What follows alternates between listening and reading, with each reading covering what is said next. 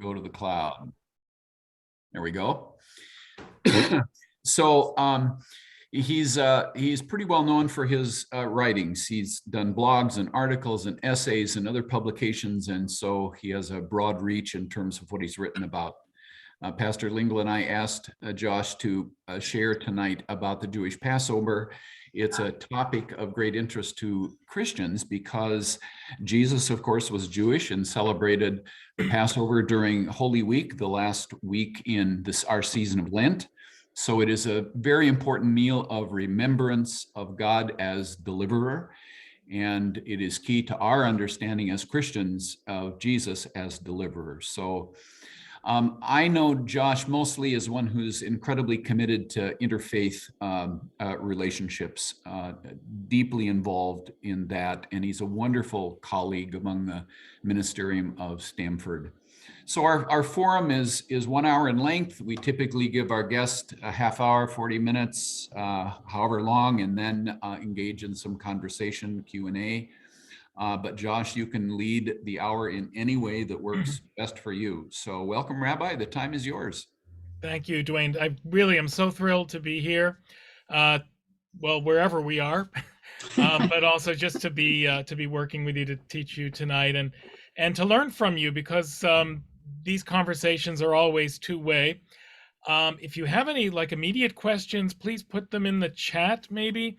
Because I'll be sharing some documents and may not be able to see your hands raising, but I definitely want to, and I'll stop at any point for questions, because Passover is all about questions. But before I get to that, I just want to point out the synagogue behind me is a synagogue in Odessa, Ukraine.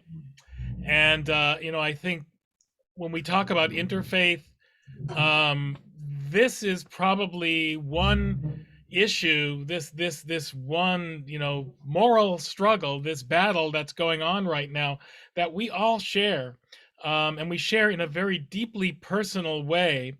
I know so many of us have relatives who came from ancestors who came from that part of Europe, and I did as well. My grandmother came from that area, and anyway, so we're all praying for the people of Ukraine, and I just wanted to mention that at the very beginning. So Passover, as I said, is all about questions.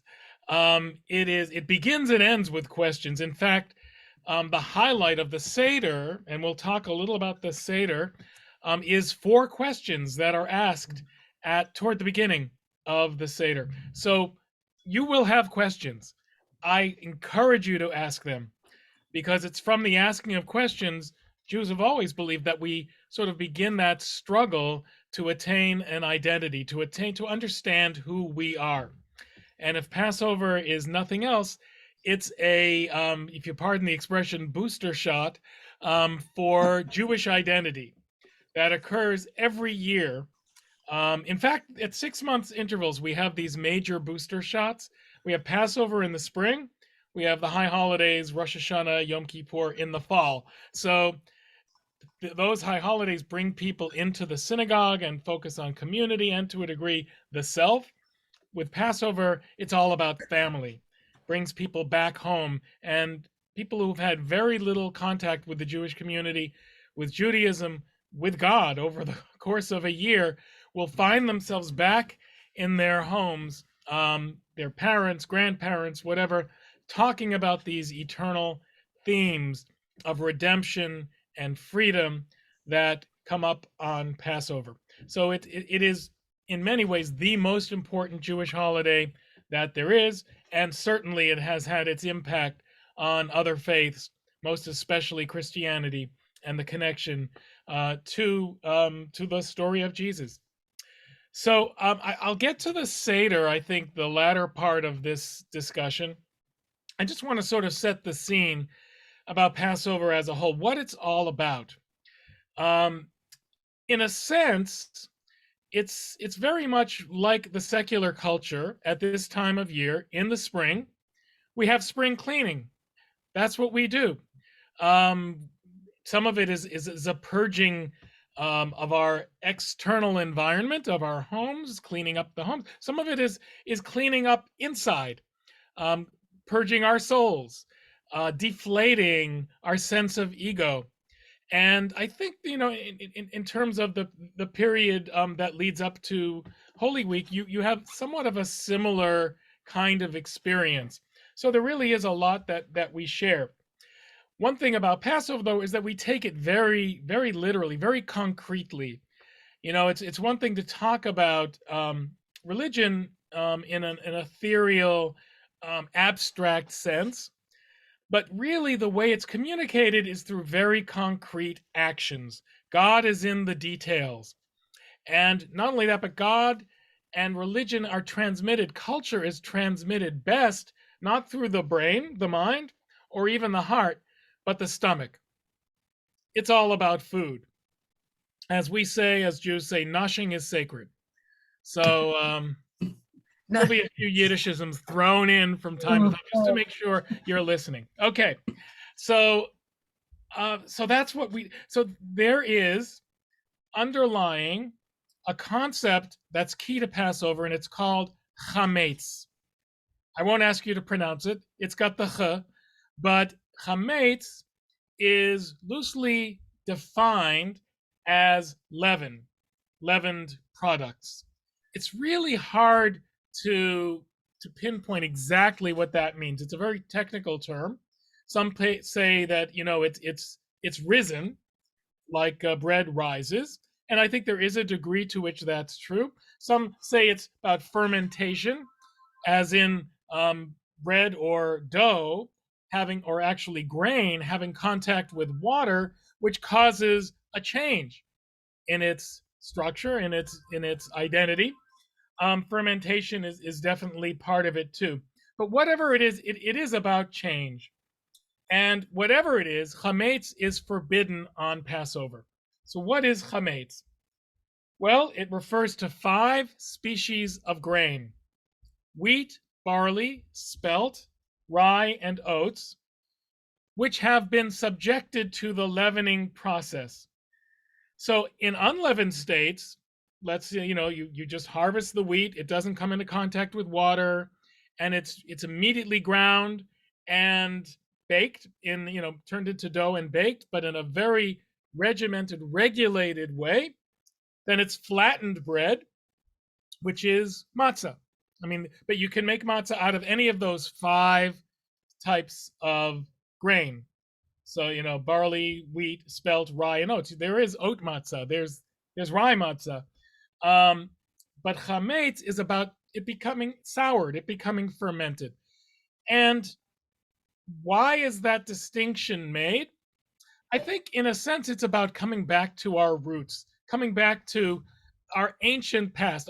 Before there was, Wonder Bread, before there were bagels and rolls, there was this flat bread that may look like pita in the parlance, but really it's crackered. It's matzah.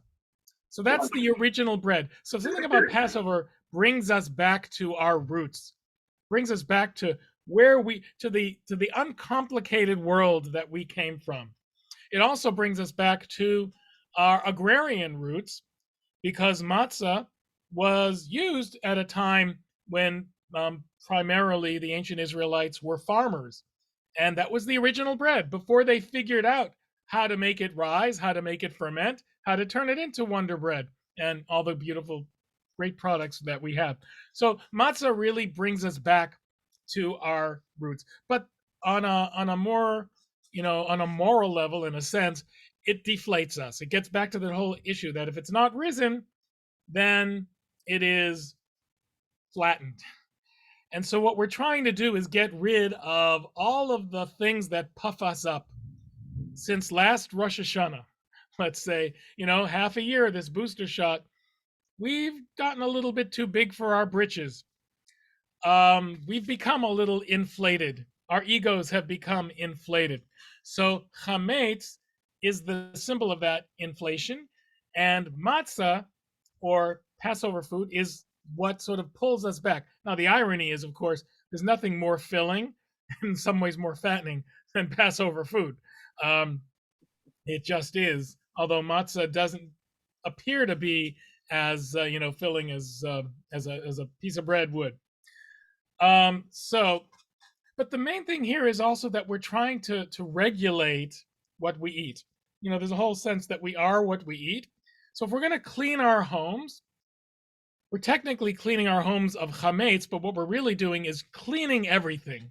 We're getting rid of another Yiddish word, the schmutz, that's accumulated over the months, and years that have passed. So we're doing that, and we're doing it in a very regulated way, so that we, will come out of the process feeling cleansed. So it really is a spring cleaning, and it's called koshering. Kosher, of course, means fit.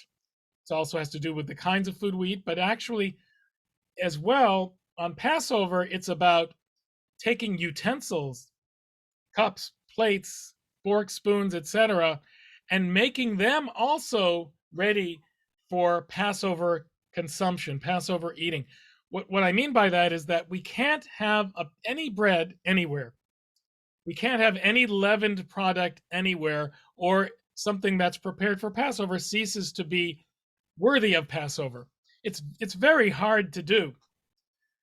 The irony, the strange thing is that a lot of Jews who don't really observe kosher laws throughout the year will be very strict about Passover. It's just because it brings us back. It's hard work. You are what you eat, but you also are what you do. If we work hard to create a sense of a special, unique home for the holiday, then we're doing that. Then it'll be that way. It's not going to happen without the work. So that, in essence, is the difference between what is kosher for Passover, what isn't kosher for Passover. Of course, there are a million derivations. Lots of questions can come of it. One interesting side effect is with legumes, with certain things like chickpeas, beans, etc. They don't really fit into these 5 different kinds of grain. So what about that? Can't you have that? Well, there's a difference between Jews who originated in Western Europe, or even in Russia. They're called Ashkenazi Jews, and Jews who came from Arab countries or North Africa or Spain. They're called Sephardi Jews. They eat chickpeas and legumes. Jews from the West don't. It's 2 customs that developed. So in more recent years, because of Israel, because Jews tend to mix from different parts of the world, including here in America, we've relaxed that rule a little bit. But for some who come from Germany, from Russia, etc., they're going to stick to the legume ban. So we have this, all of these rules that come into play, and lots of customs come into play. But in essence, that's what chametz is. So now you know the basic building block of Passover. That's what makes Passover different, and that's why we eat matzah. Now, there's another in the Torah, in the Bible, it says that matzah is the bread of affliction. So it also reminds us of the poverty of slaves, the poverty that we came from, and this holiday really focuses on those undignified roots of the Hebrew nation, of Judaism, coming from slavery. And it's also the bread that was made in haste, because the slaves had to leave Egypt very quickly, so the dough didn't have time to rise. That's what's in the book of Exodus. So we have several reasons that come into play for matzah, including the agrarian roots, including getting to the basics of who we are. And that's what it comes down to. What's fascinating about this is that once you buy into it, and it's a lot to buy into, but some people, may not clean their homes, but will eat matzah for the week. You'll see them at work. You'll see them at school. People who might not necessarily be that, involved in Jewish life, suddenly they become the rabbi of the office, because they have to explain what it is that they're eating. And I know I had to do this. I went to public school. I mean, yeah, you had to explain, what is this matzah? So instead of talking about last night's ball game or the stock market or whatever, you're talking about the existential state of being a slave versus being free, and what it means to be eating the bread of affliction, what it means to have been redeemed by God from slavery.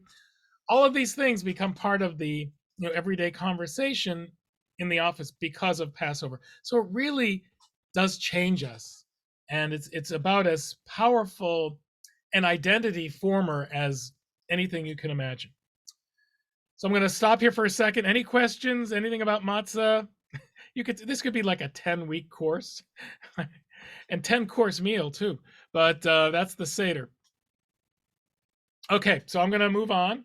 We'll have more Q&A later. So I want to show you one other thing that's really sort of interesting. I had to do a little, graphic here in honor of Mark Lingle, who does much better PowerPoint than I do, I understand, and I've seen them. So the word matzah in Hebrew on the left has a mem, a tzadi, and a hey. That's the word matzah. The word chametz has different letters, but almost identical. It's hard to tell from here because the tzadi, the chametz, the Hebrew letter over the C of chametz is a final form of the same letter that's over the T of matzah. So it doesn't look exactly the same, but it really is. And the letter over the TZ in chametz is a ch. The letter over the M of matzah is a h, is a hey.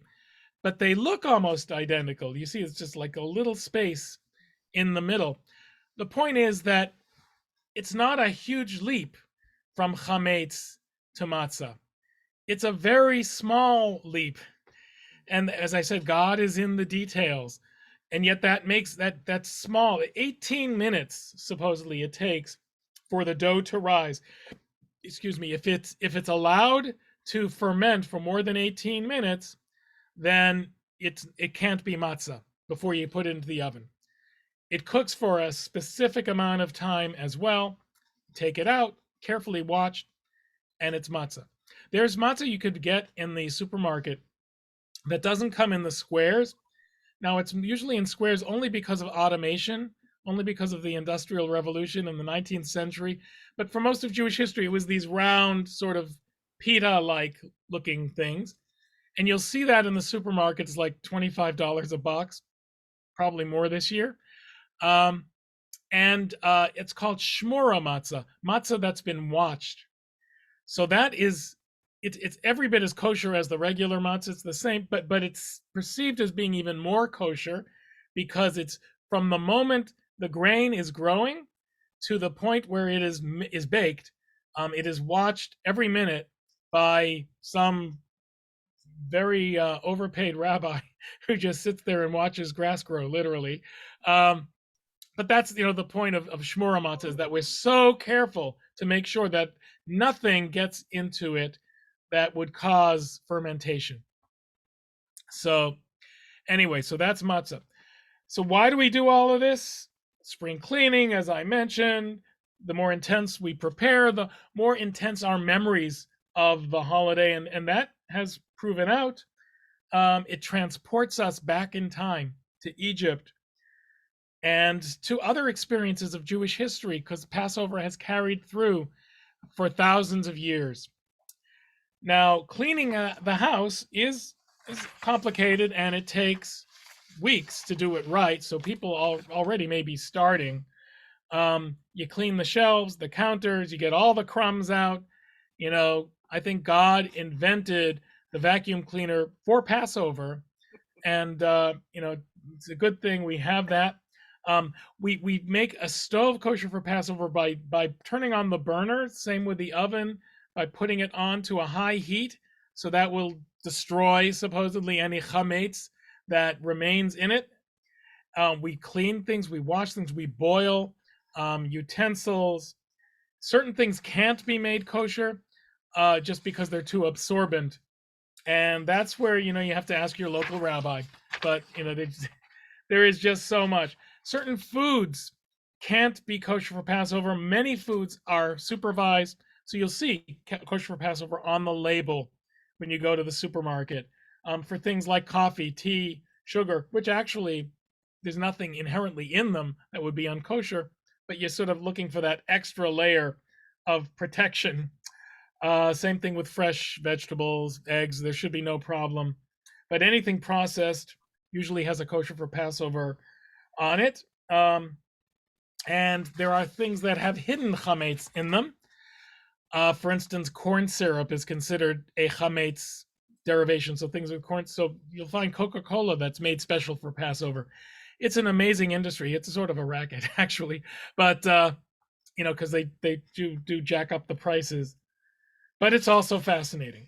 Okay, so that's how we prepare for Passover. The other thing is, by the way, if you can't get rid of all of your chametz, you store it somewhere. Like, you might have a cabinet in your house where you store it.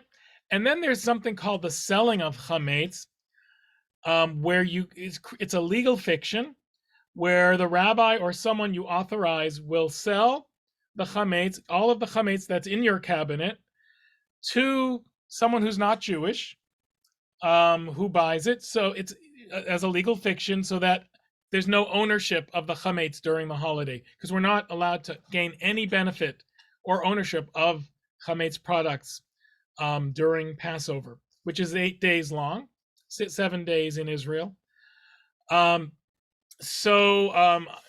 It's a special power that the person who buys the chametz has, because it has to be a totally voluntary thing to sell it back after the holiday. By the way, it's not like market value. I'll sell the chametz to our maintenance worker here at Bethel for $1, and he'll give me $1, and I'll give him the $1 back, and with a little interest after the holiday. So, but anyway, so selling chametz is an important thing. The other thing people will do, and you may see this, is burning it, which isn't environmentally great.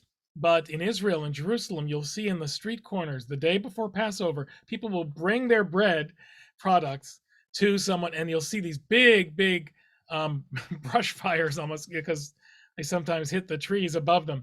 So we get rid of the chametz any way we can, and then we come into Passover completely ready, prepared, cleaned, cleansed for the holiday. Okay, so I want to get to the Seder. We don't have a lot of time, but I want to at least take you on a bit of a tour. I figure that several of you have been to our interfaith Seders. That's why I didn't want to start with that, because you've probably had some experience of the Seder. Maybe I'm assuming too much, but let me get to it now. So the Seder takes place on the first night of Passover, and it is also the second night for Jews living outside the land of Israel, because we add an extra night. That's complicated too. It has to do with whether when the new moon starts, whether we accurately can tell when a month begins. We want to make sure, so we add an extra night just to be sure. But all right. So the word Seder in Hebrew means order. And that's a very important word. Short of chametz, that's probably the most important word in Hebrew to know about Passover. Because what are we actually doing when we're cleaning our houses? We're establishing a sense of order. What does religion do? That is actually what religion is all about. Creating order from chaos. The creation, God created the universe, order out of the chaos of the void that existed before. So the Seder takes us at our most disorderly time of year, the end of winter, when things are just sort of unhinged. You look at our lawns, we're just beginning to come outside again. We're hoping that we'll start to see nature begin to revive itself, but we're still sort of between this and that. And the Seder helps us to establish a sense of order in our lives. Also, historically, it gives us a sense of purpose to the events that aren't always so joyous that happen, like slavery in Egypt. So there's an order to the Seder. 15 steps that take us from start to finish. Everything is very neatly laid out. Not everyone follows every part of every step, but the order takes us from darkness to light, from slavery to freedom, over the course of the few hours, or in some people's cases, all night, that the Seder takes place. We go from exile to redemption as well, from darkness to light, from night to dawn, slavery to freedom, chaos to order. So we have a question. Is there a particular hand to drink with? Well, it's funny. We micromanage so many things. Um, Very often you'll see people drinking the wine from the kiddush with their right hand, because the right is considered to be the strong hand. But I don't know that that is prescribed. And if you've heard that that is, then I'd be interested in knowing that, because I'm always learning new things. But often the right hand is seen as the strong hand. All right, so these are the parts of the Seder. It begins with the blessing over the wine.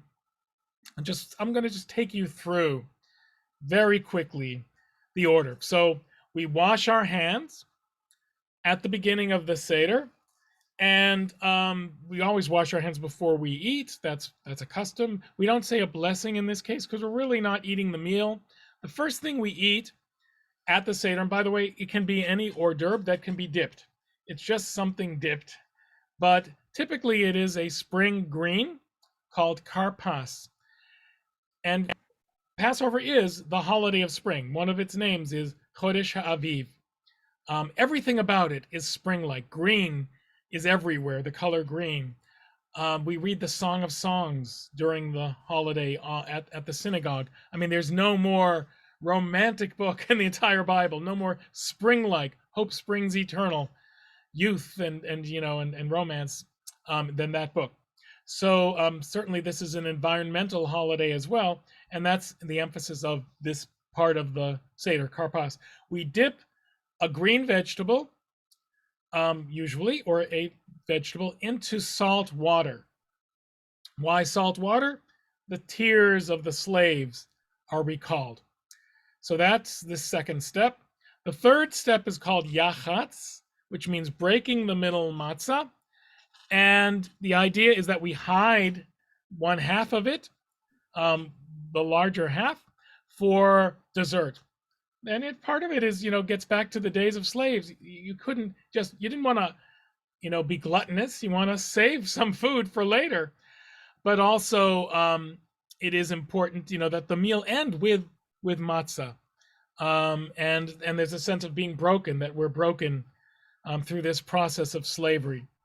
So anyway, that's yachatz, and we hide it as a game for the kids so they can look for it.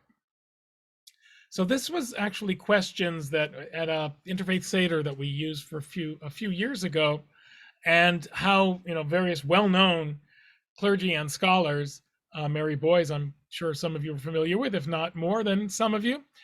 So asking the question, why do we wash? And they came up with some beautiful answers, like to scrub away the stains of cynicism. Of course, from a Christian perspective, it reminds of various times in Jesus' life.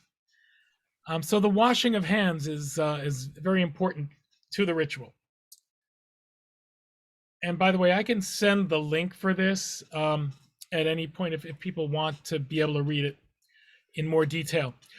All right, so then we tell the story, the Passover story, Magid, and it begins with this passage that's in Aramaic.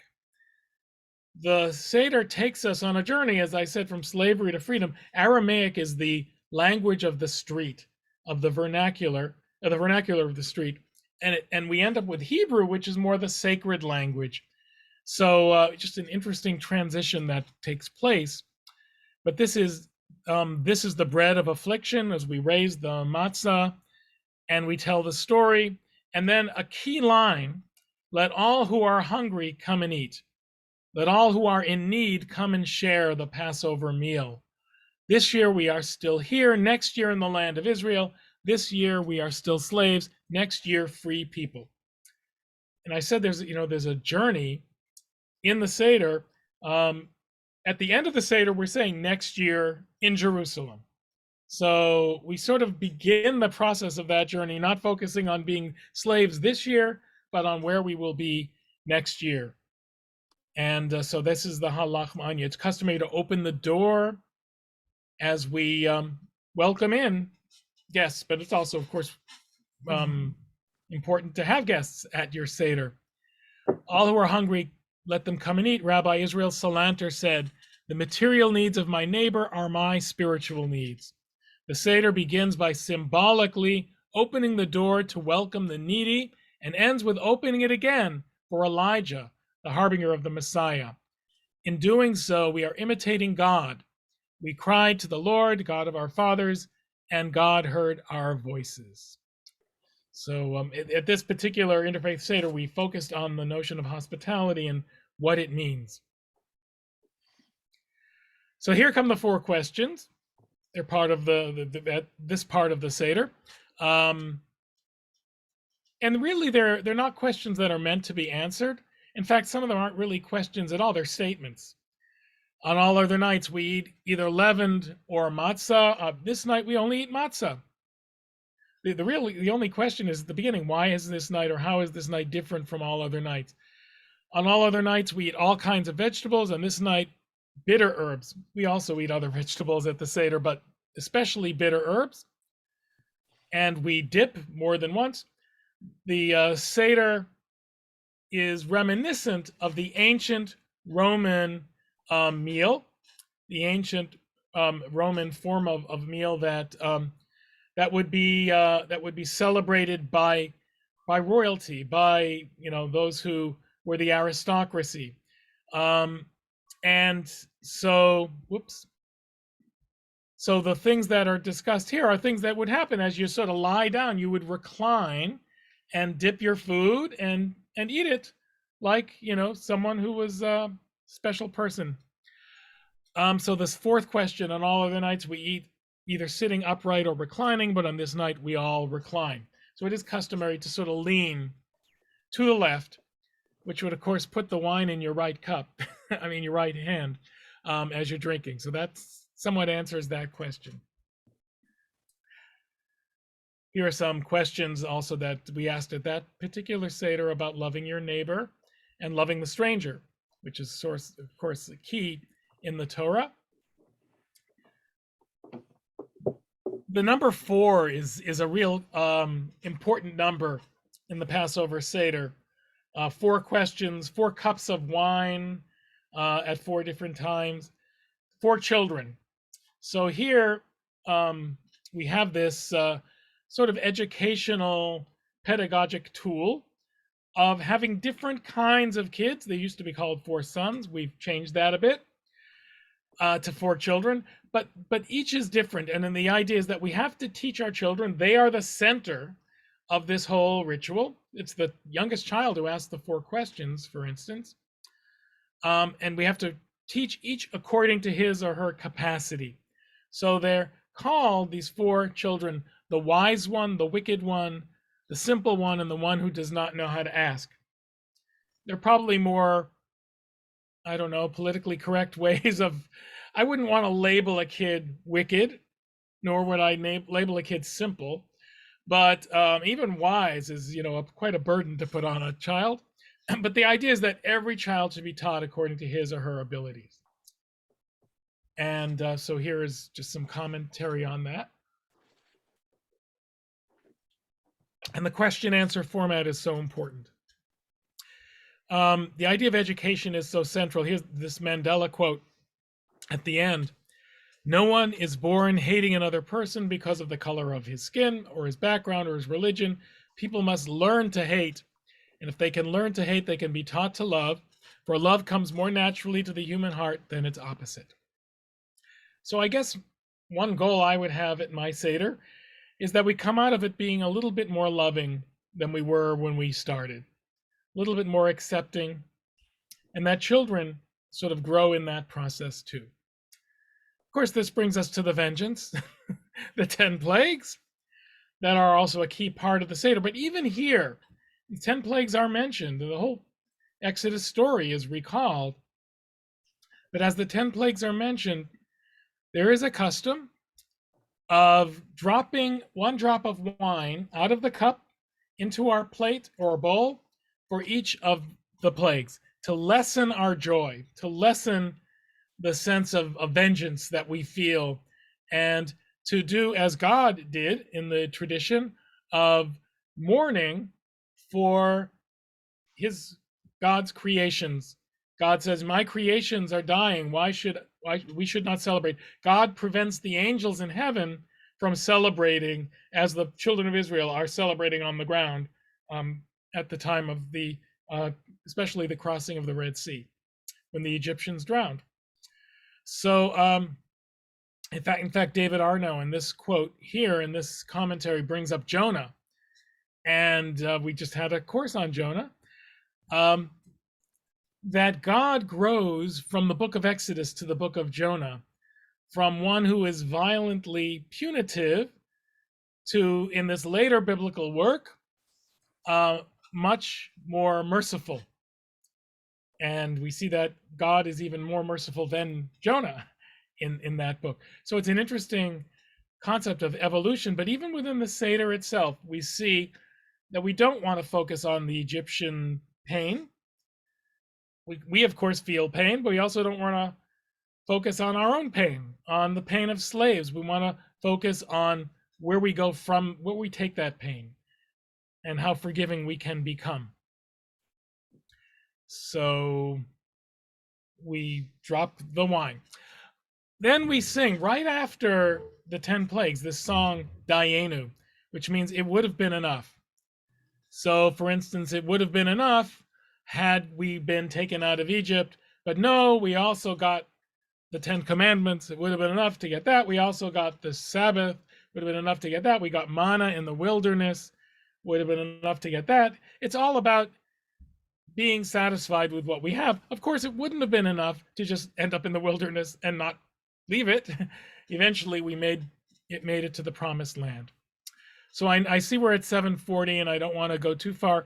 Could you yes. please transmit this to us? Yes, I will. I will definitely do that. Sure.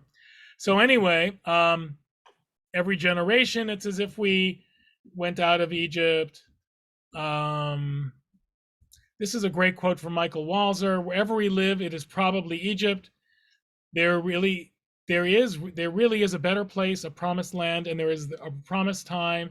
There's no way to get from here to there, from now to then, except by joining together and marching, sometimes stumbling through the wilderness, watching this time not for signs and wonders, but for an opportunity to act.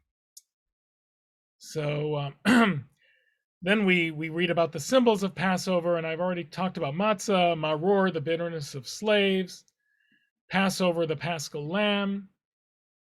I'm just going to run through this because the Seder could take us a long time. So all of this is, basically covered in what I've said before. Third cup. Then we sing some messianic songs of hope, including this one about a goat that is bought by my father in the story, and then came the cat that ate the kid, and the dog. It's sort of like the house that Jack built. The dog that bit the cat that ate the kid that my father bought. And then finally at the end, everything is like going crazy. I talked about order. It seems like everything is falling apart. Final verse, then came the Holy One, who destroys the angel of death, who slays the slaughterer, who killed the ox, who drank the water, quenched the fire, burned the stick, beat the dog, bit the cat, ate the kid that my father bought for 2 zuzim. So God, in the end of this little children's song at the end of the Seder that keeps kids awake, defeats death. Essentially, that's that is messianic. I don't know, sort of a messianic call. But really, it's about hope for the future. And that's where the Seder leaves us, with a true sense of hope. And you can see we ended the Seder with these beautiful prayers and quotes, including prayer of St. Francis of Assisi. And that's it. So getting out of Egypt, I'll end the formal presentation with this little poem. Not with a strong hand, not with an outstretched arm, not with great awe, not with signs, not with wonders, rather hesitantly with small steps, terrified by darkness, softly, dedicated, purposefully, with accuracy and love, carrying little signs like the wrinkles of passing time, the transition of seasons, my changing body, the pearls of my longings. Passover takes us on a journey, and I hope I've given you a little taste of that journey here tonight. Thank you so So, much, Josh. Yeah, questions? who got questions? Yeah, I have like 3 questions. Go for it. So one, I just wanted to mention my cousin's husband came from Ukrainian Jewish origin. And one of the big projects of his life's work has been restoring cemeteries in the Ukraine, genealogy, the whole thing. He's elderly now, but he just did a huge amount with that. Okay, so my That's question. fascinating. I'd love to see, some of that work if it's in English, if there's anything. Oh yeah. I can I'll email my cousin and get it sent on to you. Great, thank you. Yeah. So we are dedicated sourdough bread people.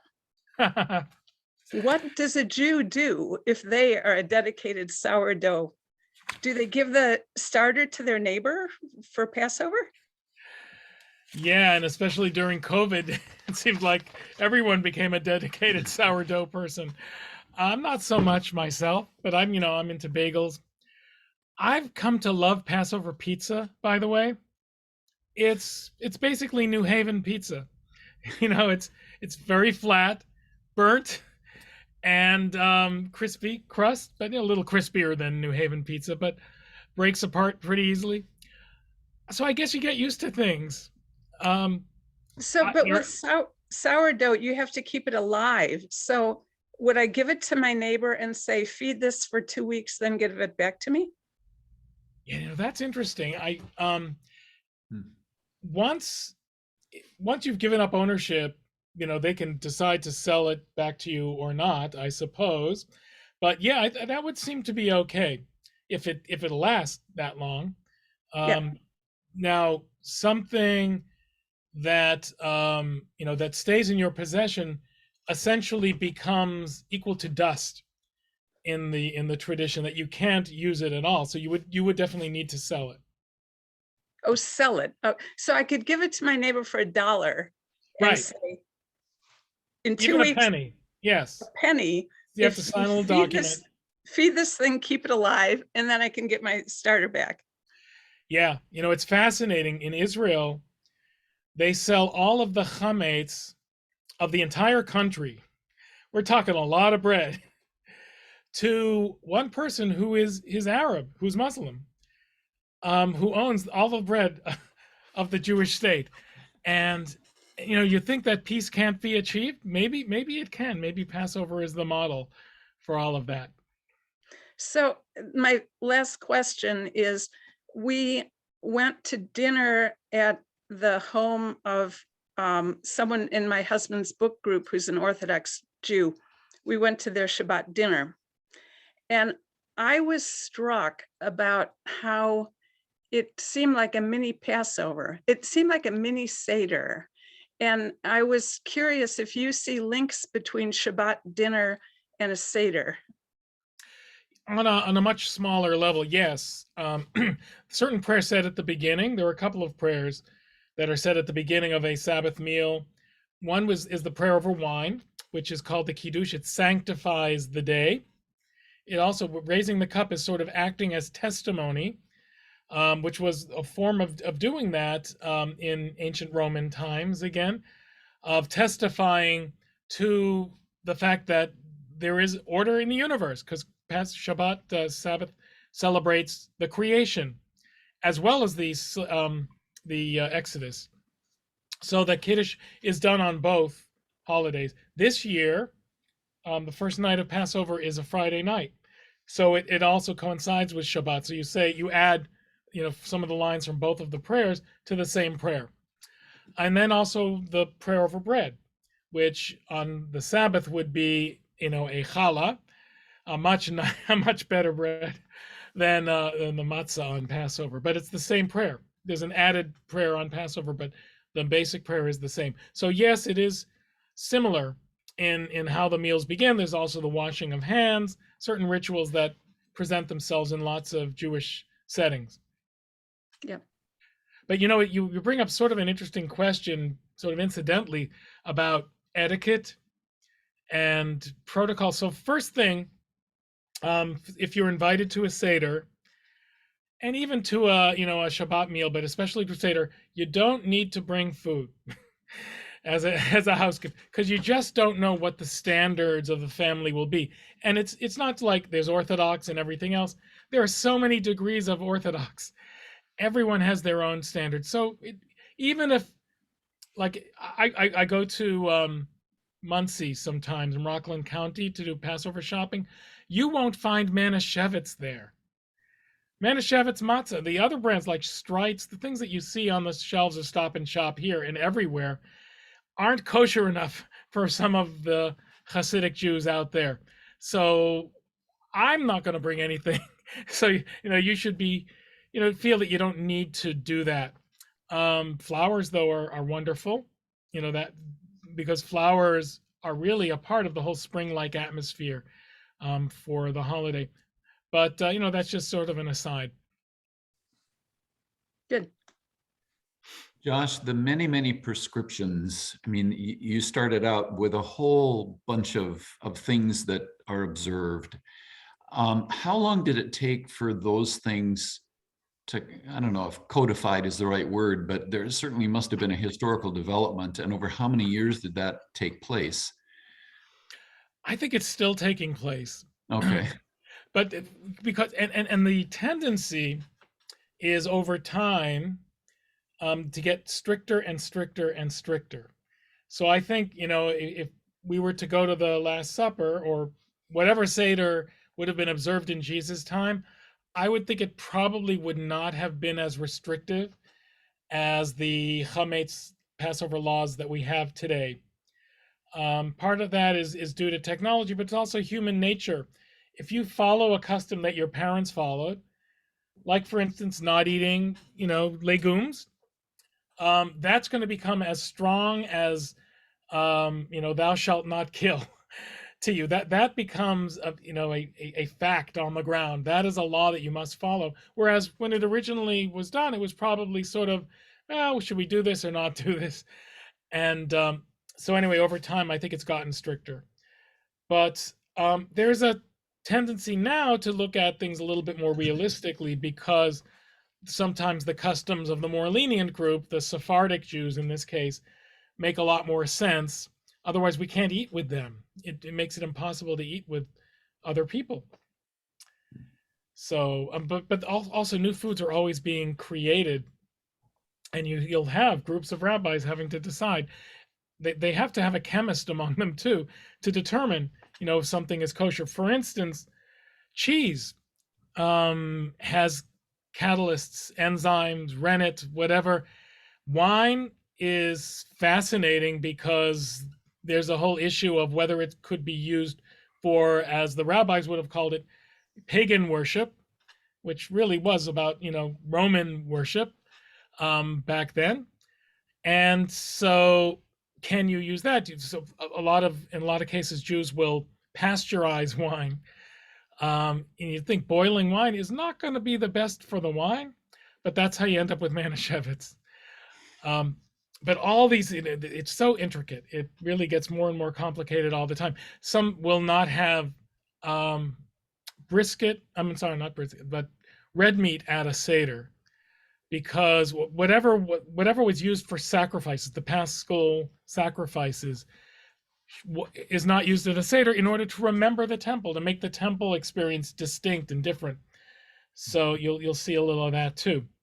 And then you have the fake, the stuff is kosher for Passover, but looks like, lobster or some things that are not kosher or not kosher for Passover. You have Passover cakes, Passover ice cream, Passover, all this, all kinds of stuff.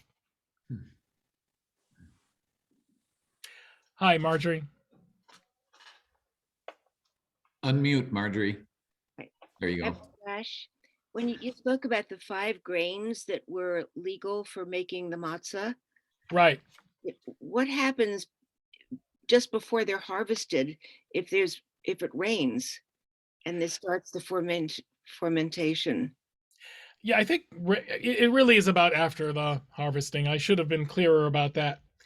It is watched. The Shemora matzah is watched while it's growing. I have no idea why. It's like an extra layer of supervision. But obviously, it's going to rain. That's what's getting the grain to grow. So once it's harvested, it has to be kept from the rain.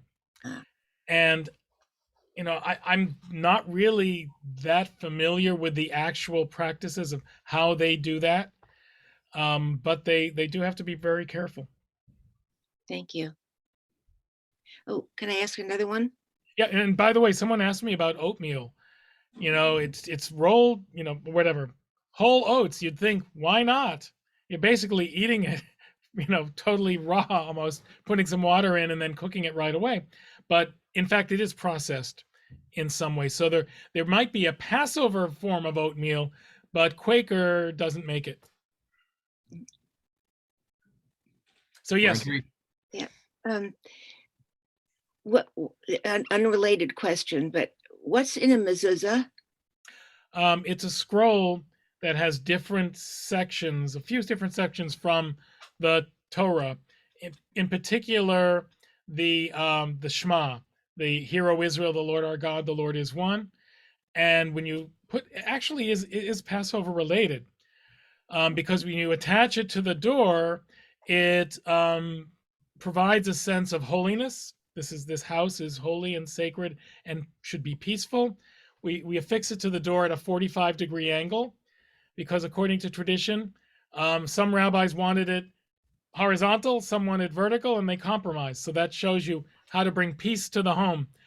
But what it really represents is the lamb's blood that was used so that the angel of death would pass over the houses of the Israelites, and the 10th plague would take place only in the Egyptian homes.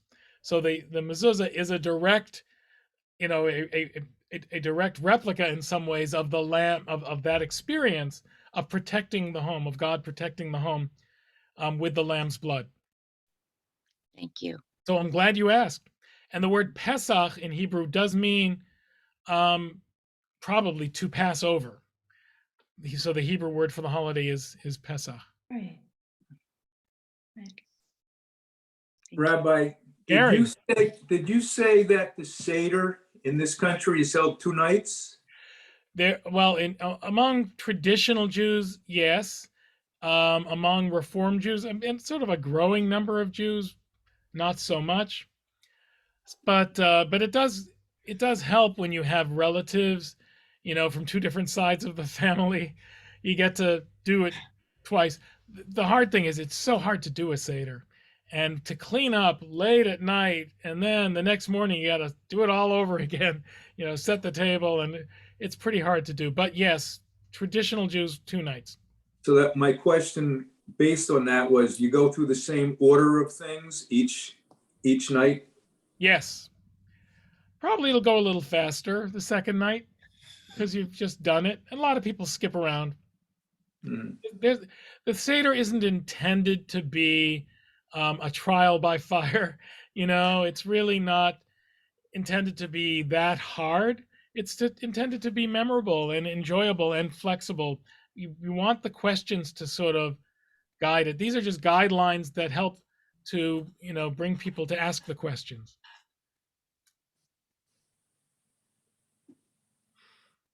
These are good questions.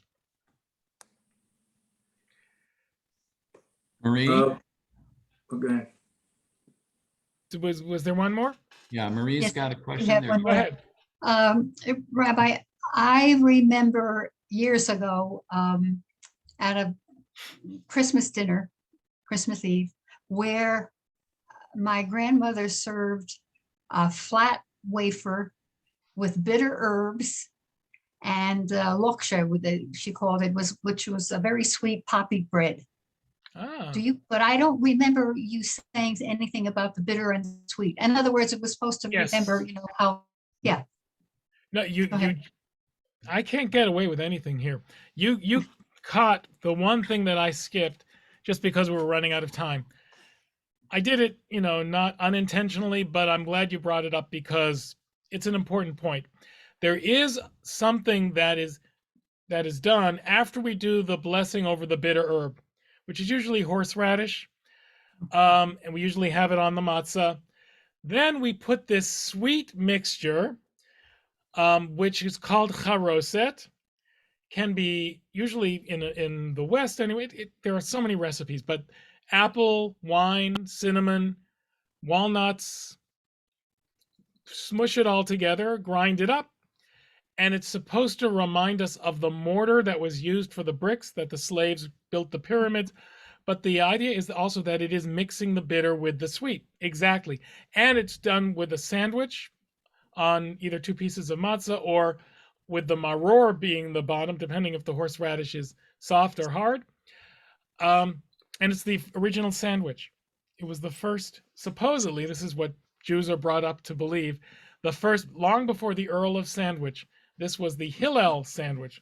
The sage Hillel invented it. So Marie, thank you for mentioning it. I would have neglected to mention it. Gary, did you have another question? I did. Oh, seven nights. Why 7 nights or 8 nights here? Yeah, so 7 in the Bible and 8 because we add that extra day because we're not sure when the month begins because of the new moon and all that in the diaspora. But 7 days is the time of a week-long festival. Basically, it is 1 week where people would cease from their normal activity and be joyous. So, or also make pilgrimage later on to the temple in Jerusalem. So you have it in the spring, you have it in the fall. There's the Tabernacles Festival, Sukkot, in the fall. That is also 7 days. We add on a couple of extra days for that. But those are the two, they sort of balance each other, spring and fall, full moon festivals. And we don't eat matzah for the entirety of those 7 or 8 days. What's kind of nice for American Jews this year who keep 8 days, the 8th day is Shabbat, is the Sabbath. So in Israel, when they come out of Passover, it'll already be Shabbat, and they won't be able, those who are traditional, to cook a non-Passover meal before the Sabbath when they're not supposed to cook. So they will have to go without, the challah and the good cakes and regular pizza until Saturday night, just like us. They'll have to have an extra day of Passover. Too bad for them. My sister lives in Israel. I'll get her on it.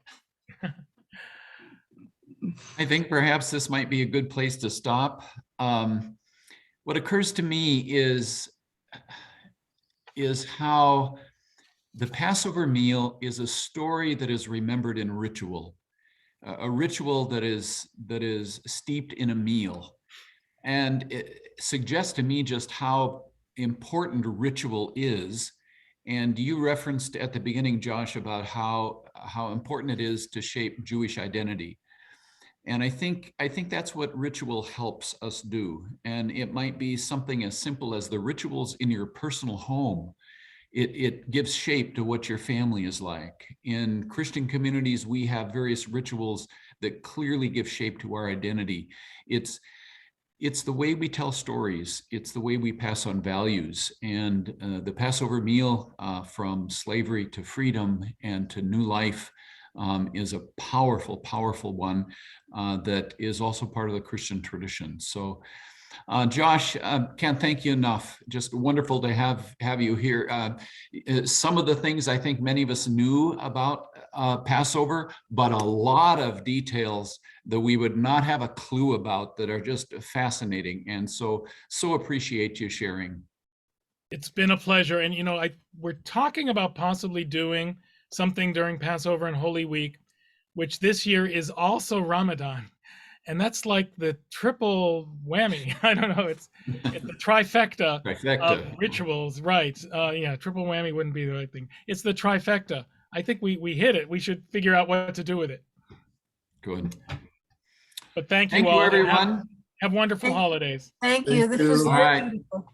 This Bye, is very everyone. beautiful, Bye. Rabbi. Bye. Very Thank you. beautiful. Thanks.